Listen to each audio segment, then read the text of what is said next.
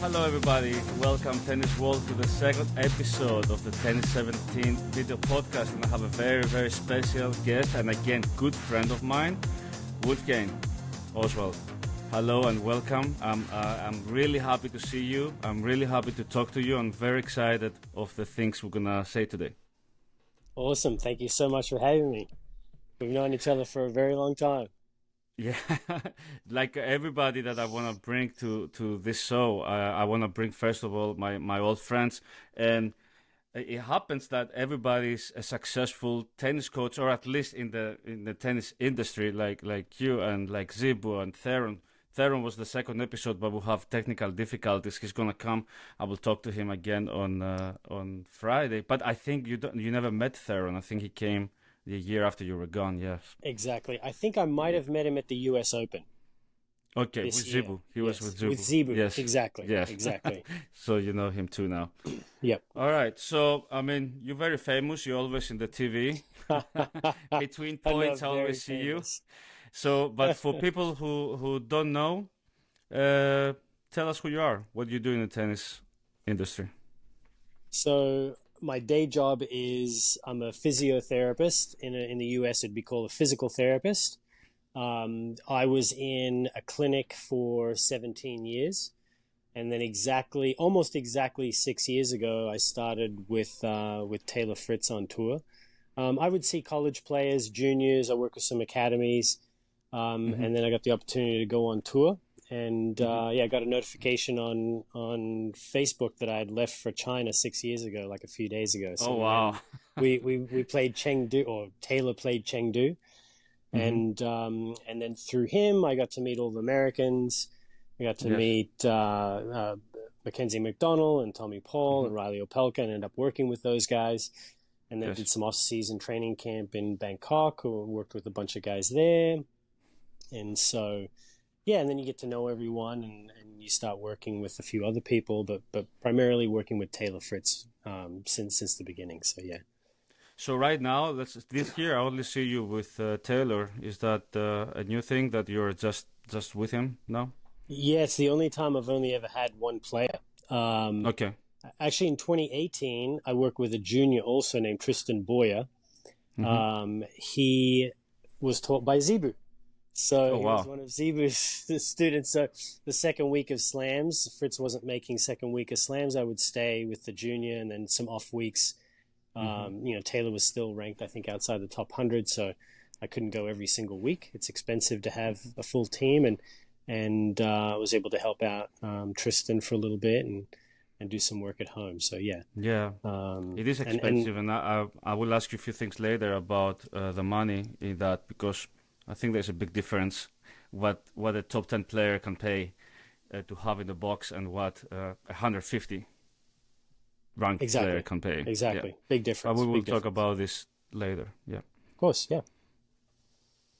Sorry, I interrupt you. Are you? No, I think I'm done. So okay. Primarily, I'm a physical therapist. In that time, I used to be a certified coach in Australia. Then I stopped coaching, and then I started combining my physical therapy with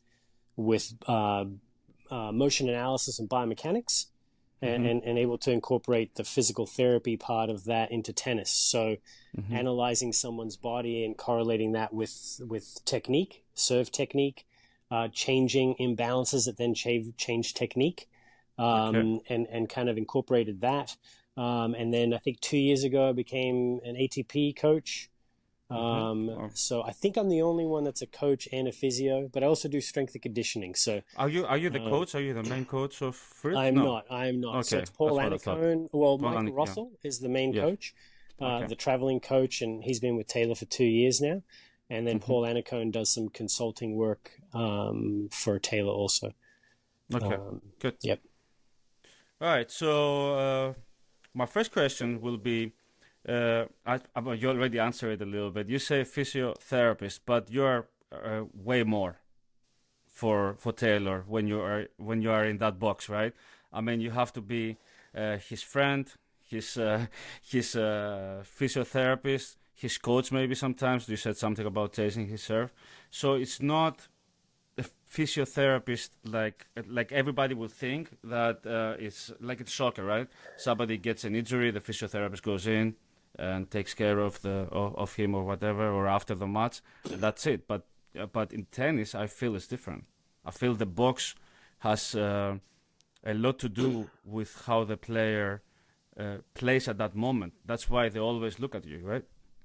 Yeah, there's energy, right? There's I feel like I'm part of a win or a loss. I feel Mm-hmm. bad and I feel good, and we're like one team. It's I consider all the boys I've worked with, they're young enough to be my sons,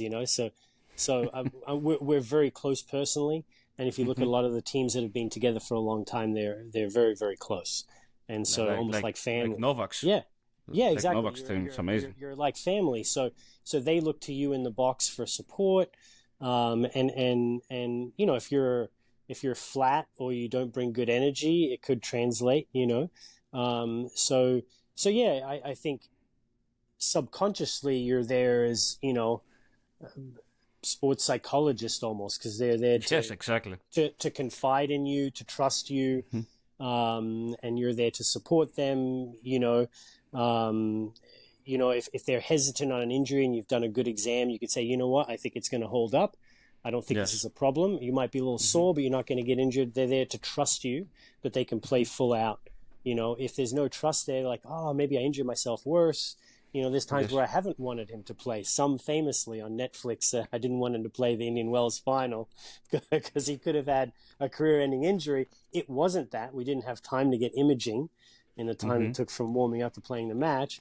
He ended up playing and he was fine. It wasn't what we thought might be, but it could have Yes. been. Hmm. And he ended up beating Rafa for his biggest title. Yes. But we're making an educated guess. Yeah. What if I'm wrong and he gets injured? Then it's on me, right? So Yes. yeah. So there's you have to have confidence in your team. You trust your team. You Hmm. hope that you keep people around because you trust your team. So I think Taylor trusts me. Yes. And so yeah. So I think yeah, you're on a family level, friend level, professional level. Yeah, you cannot. What I Um, wanted to say is you cannot just be a good physiotherapist to be there. You have to yeah, be. You exactly. have to understand way more the athlete and the game and everything before you Yes, can and like and be and at that it's no box. different. Exactly, it's no different to being a good coach. So you may have a style of coaching. A player has a style of learning, Hmm. and sometimes it doesn't always match up. You may have a great player and a great coach, but the communication style or the learning style doesn't match up, and it's just not a good Hmm. fit. Yeah. And that's no one's fault. It's just how personalities clash, right? Yeah. And Not so, everybody can work with everybody. yeah, I mean, Taylor for sure gets annoyed about how much I talk, but I mustn't annoy him enough to have him fire me. So yeah, so I think in any field you have to have good rapport, good Hmm. trust, and be able to communicate effectively. Now that you said that Taylor might get angry about you talking too much, there is like a switch in tennis. Like I don't think I saw that like years ago. That so many players when they are frustrated and they don't feel well, they lost a point. They turn angry to their box and they start yelling at them. I think the first one was Andy Murray that I remember doing that too much. But now it's like a thing. It's like, okay, I'm too angry right now, so I'm gonna turn to Wolfgang. I'm gonna start yelling, and now I'm better, and I can. Okay, it left me, and now I can play the next point. Yeah, so if you look from the outside in, you might think, "Wow, that player's really upset at his box. They Yeah, must have done something wrong." It's a way for them to deflect pressure. it's It's part a of the way for routine. them. Yeah, it's a way for them to look to you for confidence or Mm-hmm. whatnot, and it's just sometimes just to blow off steam. And like Yes. like you mentioned, Andy Murray, like nicest guy in the locker room, so friendly. And you're in the heat of battle, and so things Yeah. happen. You're there to win a match. You're battling. You're not there to Mm-hmm. be, you know, someone's best friend. So Yes, so of yeah, course. you see it. Like I know Nick Kyrgios gets pretty upset at his box, but none of them get upset. They're fine after. So we know it's a way I of think Nick sometimes. Kyrgios. I think Nick Kyrgios have the people in the box just to do that. That's Sometimes. that's So look, and sometimes it's, um, sorry, I got a doggy here who wants to get that's in the okay. picture. That's fine. We can Y- show him. there you go. So sometimes it's it's just part of it. There's nothing to it. The players can sometimes talk too much to the box. Hmm. Sometimes if Taylor's a little overly negative, he might go, yell at us. Not yell at us, but yell at how he's playing or the conditions Yes. a little too much instead of focusing. But that happens. We've all had those days where we're not at our best, Hmm. or and I definitely understand that, but that's part of the learning process, right? Yeah, of course, of course. As a I player just I to don't know. what I works feel for you. as yeah. I just see it lately way too much, and I didn't see that too much like 10 years ago, 20 years ago. Yeah. Uh, Well, I think, but if you go 20 years ago, I was actually talking to John McEnroe this weekend. He never Mhm. had a traveling coach. You believe that? Oh wow! Oh Let no, I alone a didn't know that. physio. Let alone a physio.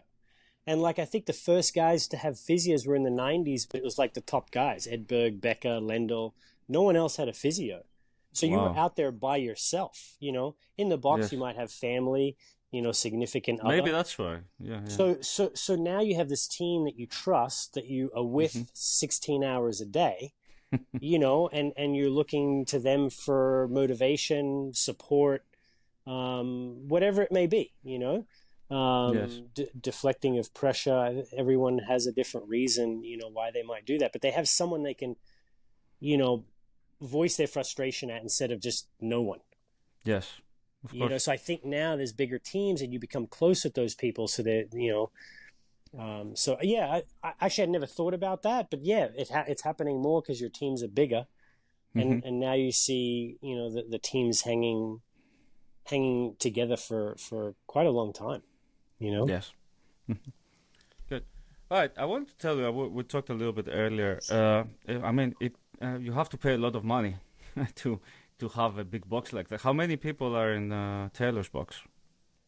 On So average, okay, you have so two coaches. on salary would be, Mike Russell is main coach, Paul Annacone, Hmm. who does remote stuff, but he's at some of the tournaments, and he's at home when they do training camps because they're both in LA, and myself.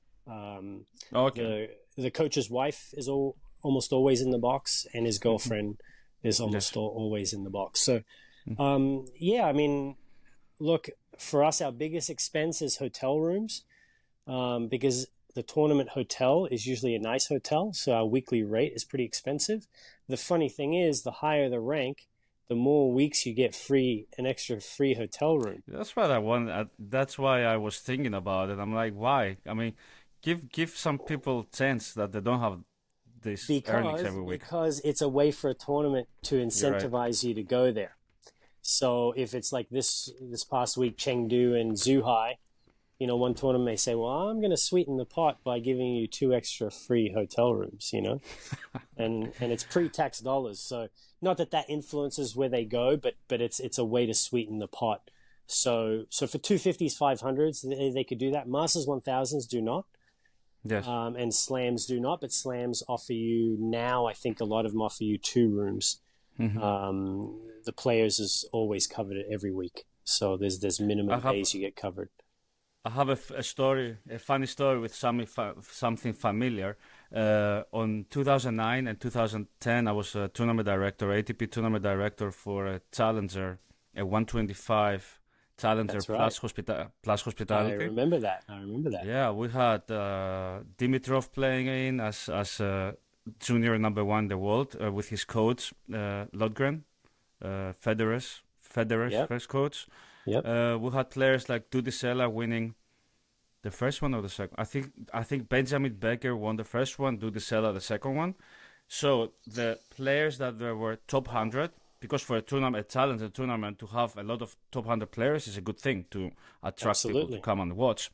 The hotel offer for those players rooms with personal swimming pools, but everybody else got the regular rooms. There you go. There you So go. you see, that's how. I mean, I was I know. surprised, but I know. that's how it is, you know. And you know the budget for running that tournament, hospitality was a big percentage of that budget. People don't Yes. realize how expensive it is to put on a Yeah. Oh, tournament, yeah. and hospitality, is a huge part of the budget for a tournament. Yeah. The people that did this tournament, they had big dreams about it. So not only they offered, and the hotel owner, because the hotel owner was into it too. He was the biggest sponsor.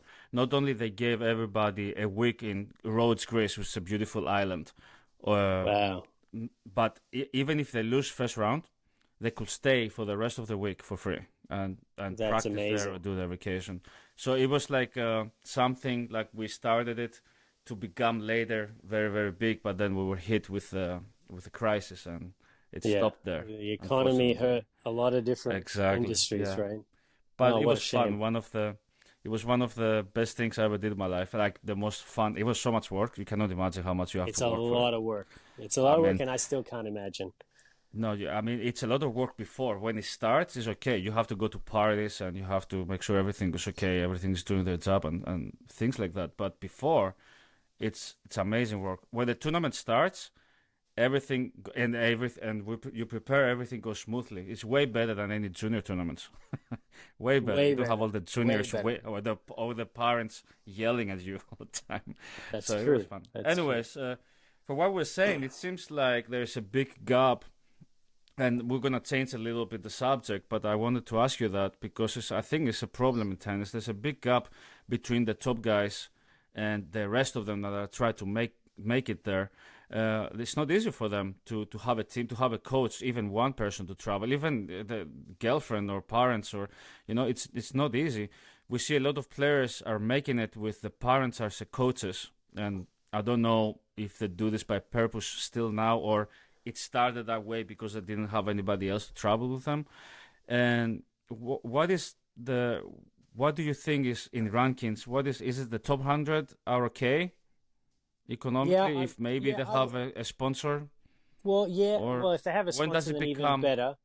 More when does it lucrative. become very More lucrative, I would say top 100. But now with Mhm. Grand Slam qualifying, they up the prize money quite a bit. Good? So now even top 150 will make a okay living. The Okay. ATP is going to release a new thing. I don't know if it's official or not, but they've got these minimum. If you're top 100, if you don't make this minimum, they're going to fill in the difference. If you're Oh top wow. 150 and you Okay. don't make a certain amount, they're going to fill in the difference. If it's not out officially yet, it's coming out soon. If you're top 200 Mhm. and don't make a certain amount, they'll fill in the difference. If Okay. you're hurt for part of the year, they'll take, I think, the average ranking prize money and they'll fill in the difference. So I think Good. they're trying to help the top 250, which is Grand Slam qualifiers. Yes. And they're also upping the prize money big time in challengers. So they are trying to Okay. make it so more players can make a living from it. Mhm. So from a former guy that tried to play futures and know how difficult it is economically to being on this side and seeing like the top end of the game, I think I understand both sides. It's also financially, you can't pay what you don't bring in. 250s break even, Yes. Yes. and then Grand Slams are ITF and they're independent, agencies. They're not there to fund the challengers and things like that. But that's where the big money is. I think it's somewhere between 300 and 400 million of what the slams bring in with Mm. TV and crowds and all that kind of stuff. So they're able to fund their associations and things Mhm. like that. And I think the ITF takes some money from that and they're able to do some funding for places that aren't as good economically and help fund Yeah. juniors. And they've got programs around the world that have grants and things like that. So it's a double-edged sword. I know the player council, the PTPA is trying to get a bigger percentage of the Masters 1000s and the Grand Slams. So I know in the Grand Slams, I think the men and women make 7 to 9% of the profits each. So Mhm. it's under 20% of the profits. Where if you look at the Okay. big American sports, I don't know how soccer is in I, Europe, but it's about oh. 50-50. Yeah. So you could double it and still be under. So then the players are making 200,000 for first round at a Grand Slam. Yes. So definitely now, and you It's couldn't getting say this better. even. Yeah, so now you couldn't even say this 10 years ago. Now pretty much everyone has a coach, a physio, and maybe a strength and conditioning for most of the time. So you have three people. Okay, You know, good. if you have a physio that does strength and conditioning, kind of saves you one extra person. There's not Hmm. a lot of those around.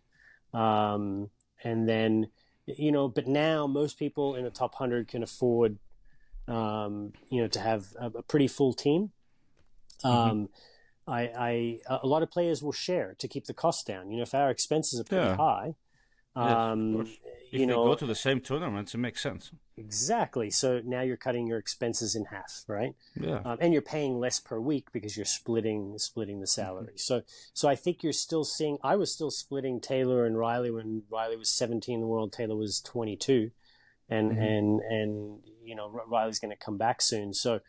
But most guys I would say top 20 have just one Just one. physio. They're not sharing. Although Kachanov Hmm. and Rublev shared a guy for a long time. Just because if you both like the guy and you both trust the guy and Yeah. he's able to do it, Yeah. you know, then why try to find someone new? You know, sometimes it's necessary if your schedules are different, you know.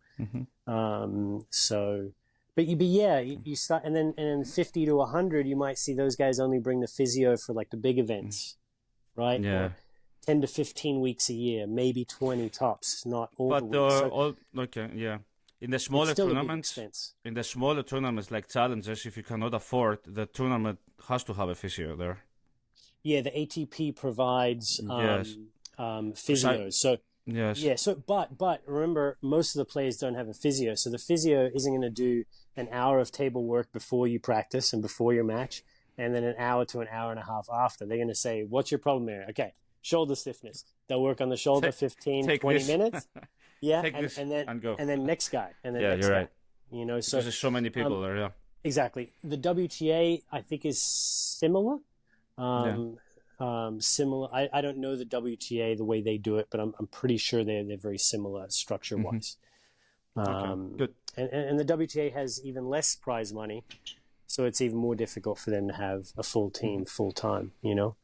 I always wanted to talk a little bit about money and how do people that don't have enough go, because I don't think it's fair sometimes comparing to the other sports. You know, I mean, I understand football, American football and football in Europe, like that, it brings a lot of money in. But hey, tennis can bring a lot of money in too. You see, like the U.S. Open, a record crowd, right? It's crazy, like how many people go to watch even the first round. The stadiums are full, so you know, 200 players can afford in the whole world can afford to uh, play tennis in that level and have all. I mean, not all, but have minimum uh, people next to them to help them, and 350 soccer players in Greece, in division, just in Greece, a small country, with the soccer being okay, not something great, but 300 people, 350 people have all this for sure for them. They have the physios, they have the coaches, they have everything for free, and they're getting paid. And Yeah, if you look at how the many NFL difference, guys, yeah, how many yeah. NFL guys, it's in the thousands, right? Are How all many? making a I good don't. living, Yes. How and so many? for tennis, it's small. How many players do NFL has in it? I don't follow football, American football. Do they have like I 180 players? I don't know. They have a lot, right? I don't know how. I think only 50 dress, but I don't know what it is. But you know, yeah, it's a lot. It's a lot more than tennis. It's the difference is So is basketball. So is yes, So yeah, yes, I get it, but I also get the economics too. You know, and yes. so Hmm. yes, you have an advantage having those people, um, but to an extent, you know, level is level. You know, if a guy's been stuck at 300 for a long time, Novak's not going to be stuck at 300. You Yeah. know, neither is Rafa. So, you know, so level is level. Should it be more? Absolutely. I know a lot of guys that I've worked Hmm. with or consider friends on tour that are ranked 150 to 500, and I wish they could make a better living, you know? Hmm. And so I think it's changing. I think more needs to be done to Yes. spread the money raised. You know, the counter argument from the top guys is we're the ones that sell tickets. You know, people are packing the stands to see Novak, Yes, of course. not to Yeah. see a guy they haven't heard of that's 250 in the world. Hmm. That's what brings in the money. And so I did a big stint in cycling and triathlon, and those are professional sports that, professional triathletes Yes. making peanuts compared to these other sports because the Hmm. revenue isn't coming in. So it's not about how hard you work. Triathletes work Yeah. really hard. It's just Yes. about the economics. Now it is very top heavy, right? So with the slams and the Masters 1000s Yes. making a lot of money, right? And maybe that doesn't trickle down as much. Yes, of So course. it's a Yeah, difficult conversation. it I makes don't sense. know all the numbers. I know guys in the PTPA that are trying to get players more money. I know they know the Hmm. numbers. They know Okay. how much the tournament brings in. They know how much goes out. Hmm. During the pandemic, the ATP finally were trying to have them do this. They did audits of the tournament books because they would say, well, if you don't sell this many tickets, we got to pay less prize money. And Of they course, yeah. realized that some of the tournaments were holding back. And so then the players were getting money after the tournament. So the fact sheet wasn't correct. They were sending them more money because they sold more tickets, Yes. than Yeah. expected during the pandemic. So I think it's getting better. I think it's going to take time for it to change. But, in 10 years, are we seeing 300 make a living? Yeah, Yeah, maybe. maybe, But yeah, there's definitely an advantage. To get physio every day, you're going to be healthier. You're going to catch an injury There is. sooner. Oh, that's a big advantage. And you can To get the have best you, physio. yeah, well, to have a strength and conditioning, and you have, your fitness is better, or you're moving faster, you're getting to that extra ball. That those are all benefits that maybe you're missing out on not having that team. So the Hmm. better are getting even better. So you just got to break through, and then or be one of those countries that can afford to have, Tennis Yes. Australia may send a physio. Hmm. The Grand Slam countries have big federations that have money that can support, and those are Yeah. helpful. Yes. Or if you're part of a country like, let's say, uh, Austria, that may have some money and they have one famous player, they can put some more money behind that player Hmm. and he can get help. But if you're from a poorer country, doesn't matter how Yes. famous you are, you may not have the finances in that country to help. Exactly. So it's definitely something that different people are trying to work on, and it's getting there, but it's slow. Hmm. And so, Yeah. you know, That's okay. It's better. It's better that it's happening and it's slow that it never happened. that's It's true. okay. That's true. And look, now we're seeing more and more players asking for the teams to be around longer because now the Hmm. prize money's high and they can afford to do that. So before it's They can not like they afford. didn't want a team to be around all the time. They just couldn't afford it. So Hmm. now you're seeing it. You're seeing it happen slowly, Yeah. um, but maybe not quick enough for some people. Yes. You know, All right. I want to get all the information out of you. I don't have enough time today, but I hope you come back one day. I'm we not could we done. could do a We're second not and a done. third But one. We could do a hey, second and a third one if let's you want. let's have you here. It's great to talk to you. So much to learn. Okay. What about Taylor? We'll go to Taylor now. And my question is, I mean, he's number 8. He's the top American at this point with the rankings that I'm seeing from ATP Tour. Number 8. What is the ceiling for Taylor? And what does he have to do to get in the level of, I don't know, like right now it's Djokovic. Like what he has to do to get in that level and with that consistency. And Alcaraz already at 20 years old, he shows that he's there. I mean, from what I see, uh, he's the only guy that he plays Djokovic, and I see that in Wimbledon, and he's not afraid.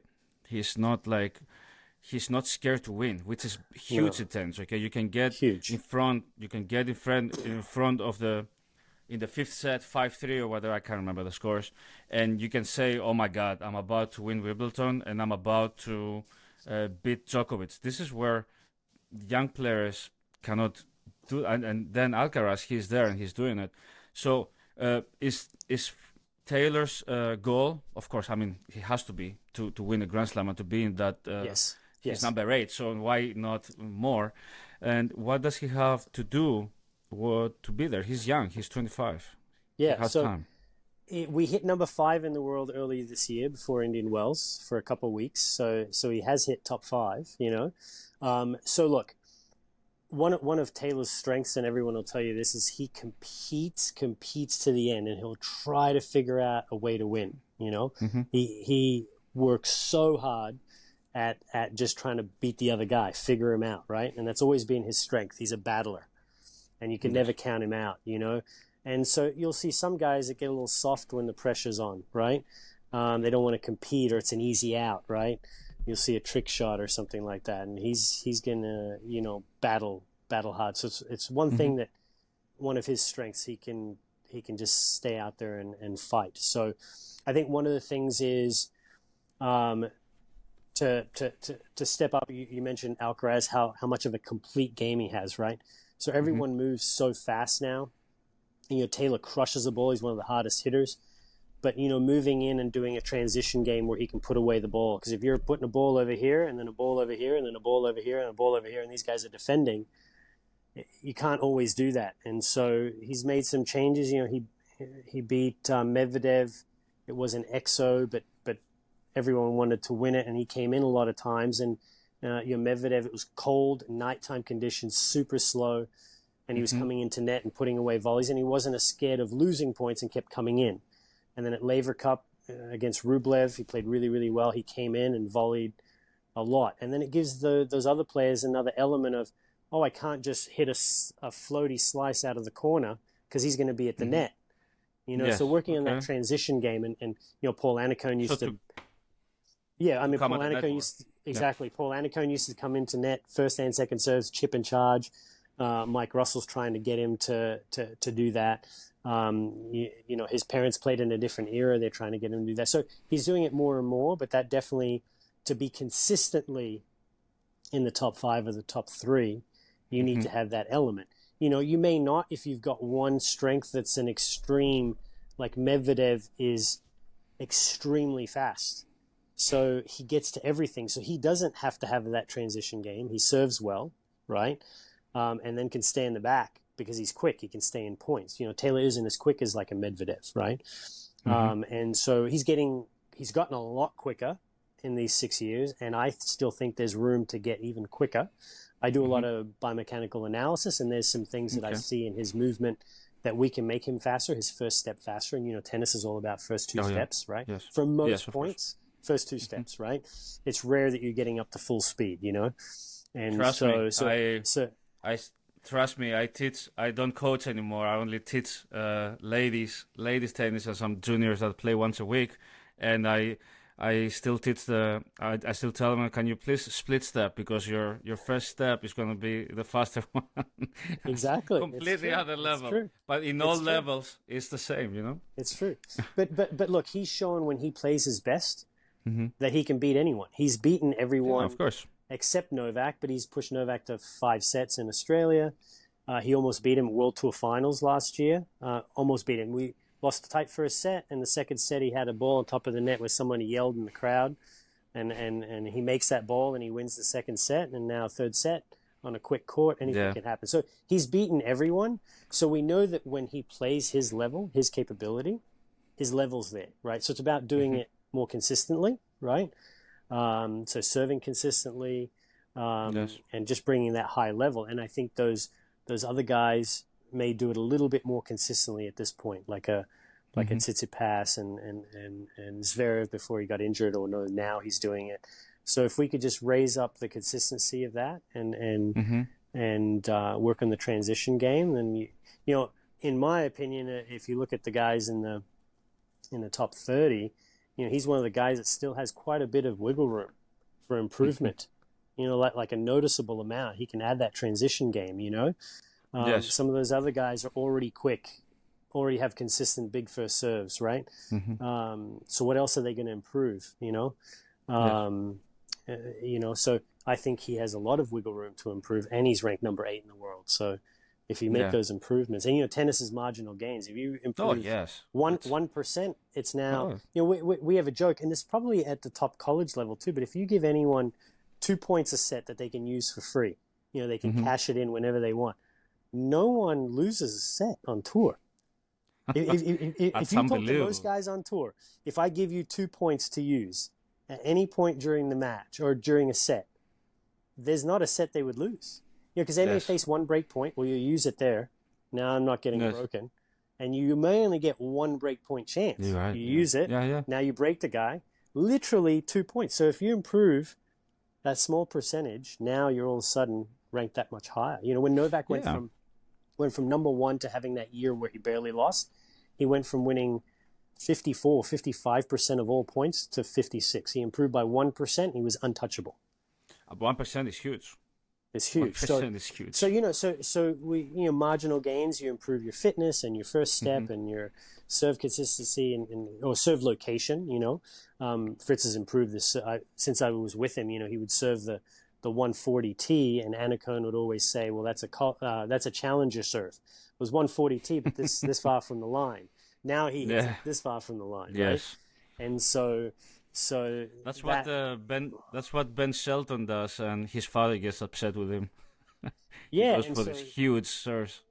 Yeah, exactly. So, but at the top level, doesn't matter how big it is. If they can get a racket on, their hands are so good, they make it. Yeah. So it's about location.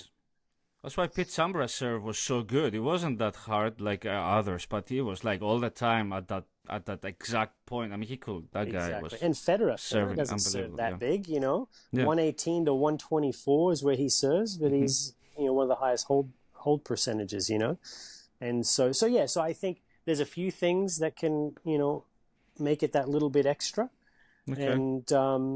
And he's made a couple of quarterfinals at slams now with a chance. Really like points away from being in the semis.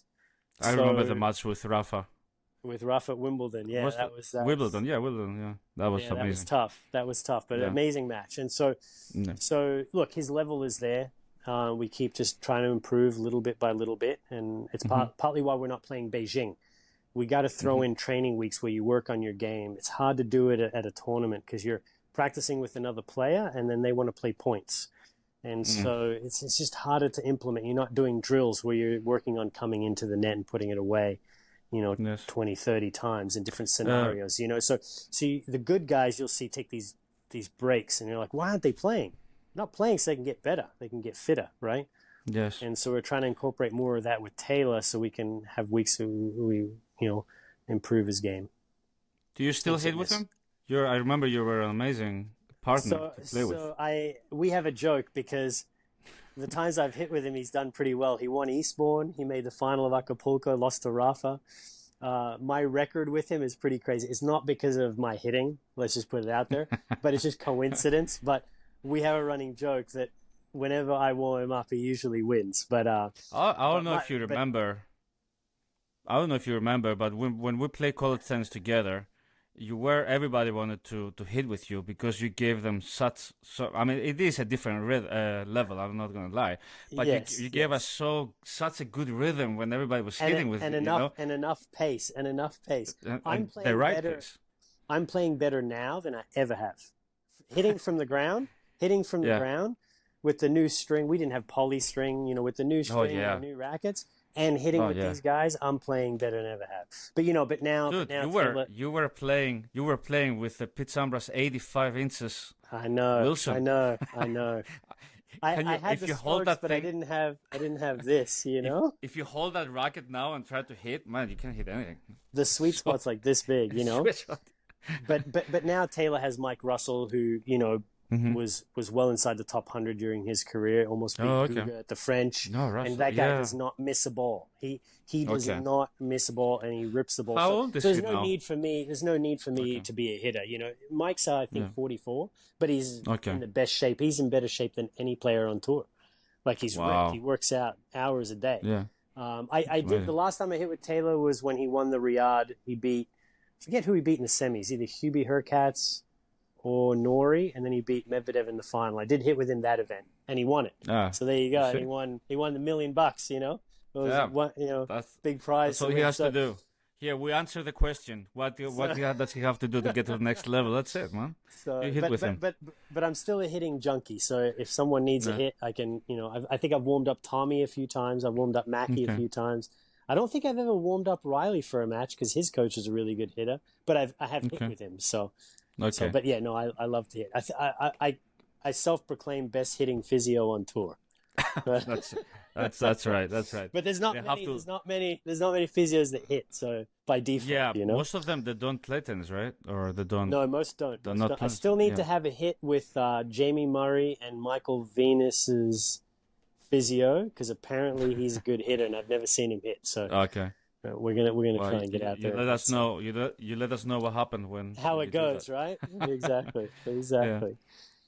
So yeah, last thing. We're in 40 minutes here. Last thing I want to ask. I mean, well, you're not American. You're Australian, but me, I'm not American. I'm Greek. But we live here in America. We live in the United States, and it seems like tennis here is going well. In the women too. Coco Gauff won the first slam, and I see here the rankings, and Fritz is at 8, Tiafo is at 11, Tommy Paul 13, Shelton is now at Riley. Yeah, 20. I think Riley got up to 14 before he had to have surgery. Okay, yeah. Korda was injured for a good chunk of the year, and he's still, Corda is 28, yeah. Jungbanks So is 32, Mark Mackenzie is 39. Mackenzie's at a career high. Yes, I think at one point this year we had 11 guys inside the top 50. that's Because amazing. Cressy was still in there.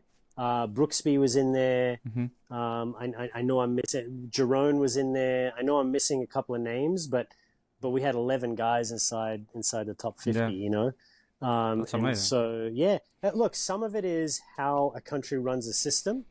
Some of them are just self-developed. This generation with the boys, I could speak firsthand because I know them all. They grew up together and they pushed each other, right? So Yeah. you had Fritz and Tommy and Riley and Kozlov and Francis, Hmm. and you had all these guys, pushing each other, and That's for very a important. generation to have that many guys crack that high of a ranking, it's like remember Hmm. the '90s and they had Courier, Chang, Sampras, Todd Martin was Agus. there, obviously Agassi. So Mm. so you had Malavai Washington, David Wheaton. You had all these guys, Yeah.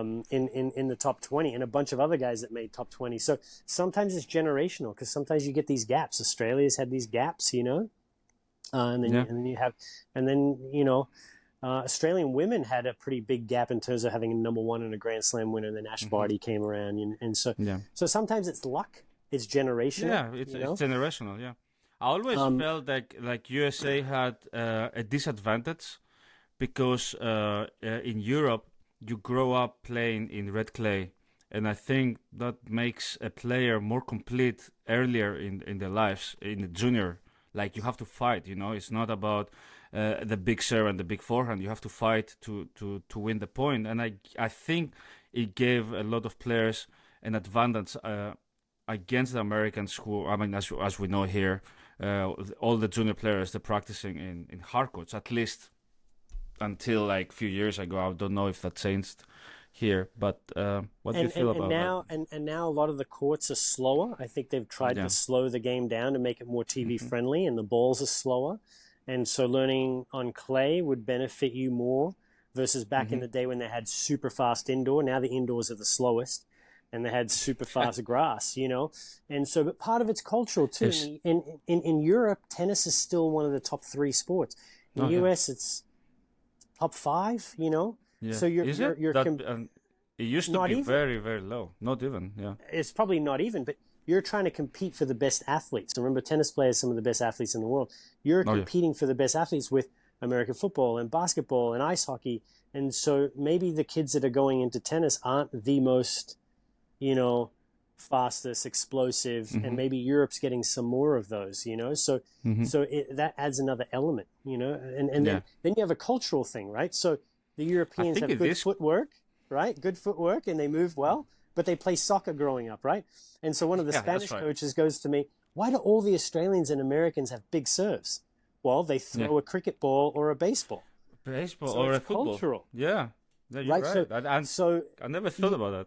yeah, so I tell the coaches in Europe from a young age, have your juniors, throw like something big and heavy like a softball, like to get the Yeah. throwing motion when they're 10, Yeah. 12. you're throwing a softball and playing catch as part of your warm up to really learn this cocking Yeah. phase, you know, Hmm. um, and so part of it's cultural. So yeah, so I think there's a lot of reasons why, but then the US as a Grand Slam country, they have funding to Yeah. develop juniors and Oh, talent you have a lot of identification. opportunities. You have Yeah, a lot so of opportunities. yeah, so But I I think think there's a another, lot of no, go ahead, please. Keep cutting you off. they have a lot of opportunities in the USA. I forgot what I was going to say. I was thinking about something. Was it college tennis? Uh, College It tennis? was not. It is. I mean, college tennis is huge now, right? I mean, if with my level, I got a scholarship when I was younger. At least not for the junior college, but later, I don't think I will even get close to that level that to get a scholarship now in a Div 1 school. But Well, and no, now they're it's. doing incentive programs. Did you see that? If you're ranked a I certain amount in college, you get a Yeah. wild card to a certain amount of challenges and futures. Yes, I So saw that. now I it's read that. trying to incentivize players to go to college. And if you look at the top 100 of all the guys that played in college, holy moly, there's Yeah. so many Oh, yeah. Yeah. good It's players. the Cam level is Norrie, there. Shelton, right? Sheldon. So, It's right? amazing that So Sheldon played college 2 years ago, right? And now he's like in the biggest states playing I think Djokovic. I he was mean, playing how sixth on amazing! his team. He was playing sixth on his team Well, his at least he made freshman the year. team. I mean, he didn't lose. He didn't lose. He was probably playing at a much higher level, but they put him at six and he guaranteed win. Yeah, I Um, remember what I wanted to say. I okay. think at least in this area around DC, and I think this is happening. Maybe correct me if not in the rest of the USA. You have a kid, your son or daughter, and the kid has to play basketball on Monday, baseball on Tuesday. You play tennis at Wednesday. You do piano lessons at Thursday, and Friday, I don't know, we do nothing. But they do Yeah. like so many different things, which is good until one age, I think. And that in Europe we don't do that. In Europe we might try different things, but then we're gonna stuck with one. And the parents are like, look, you want to? And my parents said that. I mean, you want to play tennis and soccer? No, choose which one you want to do. You're gonna do one. So, You're not gonna do both. so that's an interesting point. So, being a physical therapist and seeing how kids get burnt out physically and mentally, right? There Hmm. is plenty of good data and research to show that a good majority of professional athletes in the US were multi-sport athletes. Okay. So, you don't, you know, playing any sport at an extreme level isn't healthy. You know, No. you'll see certain things. Pitchers have Hmm. bad shoulders, and No. and the list goes on, right? Female soccer players, almost all of them have had an ACL tear at some point. It's like so, so having these diverse skill sets. You play soccer on Monday, like you said, the kid develops footwork, right? Yeah. Quickness, right? Hmm. And so there is obviously a certain age where you have to commit to, if you want to be a pro, unless you're a freak talent, to being a pro in No, I'm tennis, right? talking. I'm talking. I have But students. I have students that the parents are like, "Hey, our goal is to for my kid to make the high school team." Okay, I mean very low yeah, goal, yeah, and yeah, the yeah. tryouts are in February, so they're coming in January to ask for private lessons and to play once. So they just Why did don't you know, do right? what did you do the whole summer? Oh, I was playing baseball or whatever. Yep, I was yep, traveling in yep, camps yep, around. I mean, yep, you cannot yep. they have unrealistic goals sometimes, and I feel Yes, when you are in high yes. school, you have to know what you want to do if you want to If you want to play at a get a high level, scholarship. you're already subspecializing. You Yes. know, unless there's some similarities. You're a point guard and you're a wide receiver. You need to be quick and first Yeah. couple of steps. You could play both sports, but you're not going to Yeah. play tennis and wrestling. You know, so You don't. yeah. I think from a physical standpoint, being as diverse as you can, developing these skills. Hmm. And like I said, playing baseball or softball, you're Yeah. developing the throw, which is going to help with tennis. And so maybe that's an advantage that the US has. But like Okay. I said, the Europeans will play soccer in the street. Yeah. Everyone plays soccer in the street, and then Oh yeah, I was going. I mean, I don't know if they still do it now, but yeah, I was in practicing tennis from like 3 to 6 on Saturdays, and then I would go meet my friends. We didn't even have to say anything. We were like in the streets playing soccer. Whenever a yeah, car was it's just passing what by, you we did, just stop. which Yeah. is interesting for me now because in every country, in every culture, kids aren't doing that as much anymore. No, They're doing no. this. They're playing video games and they're It's socializing on the phone in a video yeah. call like this, not in person. Because that you playing soccer was part of your social structure, social Yeah. networking, not Mm-hmm. just playing a sport. So I Yeah. think, I'm seeing it in some of these younger kids. Their coordination level isn't where you Yeah. and I's was at that Yeah. age. You see kids that really struggle, but their Mm-hmm. reflexes are super quick because they're playing video games, So it's It's just a amazing. different skill set, and we need to develop. And a lot of schools aren't prioritizing physical education anymore. So there's a cultural shift everywhere, I think, and it'll be interesting to see.